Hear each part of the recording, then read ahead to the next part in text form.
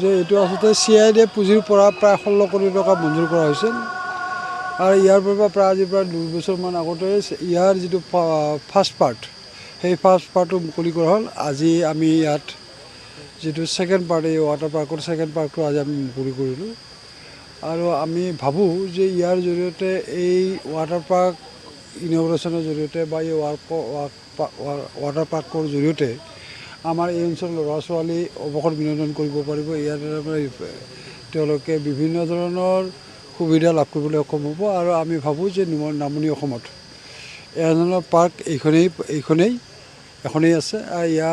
আমি যদি অসমৰ ক্ষেত্ৰত যদি চাবলৈ যাওঁ যে অসমৰ এতিয়া গুৱাহাটীত যিখন ইকুৱালেণ্ড বুলি কয় সেইটো পিছত ইকুৱালেণ্ড আছে আৰু ইকুৱালেণ্ডৰ পিছতে এইখন দ্বিতীয় পাৰ্ক আমি ইয়াতে সম্পূৰ্ণ কৰিবলৈ সক্ষম হৈছোঁ আৰু আমি ভাবোঁ যে ভৱিষ্যতে ইয়াৰ যিবিলাক সা সুবিধা এই সা সুবিধা বৃদ্ধি কৰাৰ কাৰণে বা এক্সটেনশ্যন কৰাৰ কাৰণে আমি নিশ্চয় চিন্তা চৰ্চা কৰিম আৰু ইতিমধ্যে তেনেধৰণে পৰিকল্পনা কৰি এটা প্ৰাকলন প্ৰস্তুত কৰা হৈছে আৰু আমি ভাবোঁ যে এই প্ৰাকলনটো যিটো প্ৰস্তুত কৰা হৈছে এই প্ৰস্তুত কৰাটো আমি মঞ্জুৰ কৰিব পাৰিলে নিশ্চিতভাৱে ইয়াত আৰু অধিক ইয়াতে সা সুবিধা লাভ কৰিবলৈ সক্ষম হ'ব। মই আপোনালোকক ধন্যবাদ জনাইছোঁ আপোনালোকৰ এই বহুমূলীয়া সময়খিনি নষ্ট কৰি আমাৰ ইয়াতে অহাৰ কাৰণে। দ্বিতীয়তে আমি এইবাৰ আমাৰ ৱাটাৰ পাৰ্কটো গোটেইখিনি একেবাৰে অপেনিং কৰা হ'ল। সমূহ ৰাইজৰ উপস্থিতি আমি কামনা কৰিছোঁ।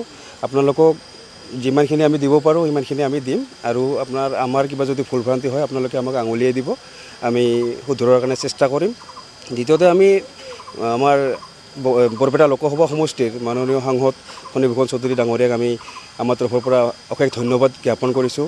লগতে আমাৰ এই প্ৰজেক্টটো যোনে বনাইছে কণ্ট্ৰেক্টৰ কমল চন্দ্ৰ গোহাৰি ডাঙৰীয়া, তেখেতেও অলপ সময় লৈ ইমান ধুনীয়াকৈ আমাক উপহাৰ দিছে। তাৰ কাৰণে কমল চন্দ্ৰ গোহাৰি ডাঙৰীয়াকো আমি অশেষ ধন্যবাদ জ্ঞাপন কৰিছোঁ আৰু সদৌ সকলোৰে উপস্থিতি আমি একান্তভাৱে কামনা কৰিছোঁ।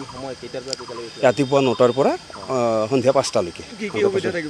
সুবিধাখিনি থাকিব আমাৰ ব'টিং, তাৰপিছত বাম্পাৰ কাৰ, তাৰপিছত চিলড্ৰেন পাৰ্ক আছে, মানে বাচ্চাবিলাকৰ খেলা ধূলাৰ বস্তুবিলাক আছে, একুৰিয়াম আছে, ৱাটাৰ পাৰ্ক আছে আৰু বাকী গোটেইখিনি পাব আৰু নতুন কিবা আমি এড অন কৰাৰ কাৰণে আমি আৰু মানে প্ৰস্তুতি হাতত লৈ আছোঁ।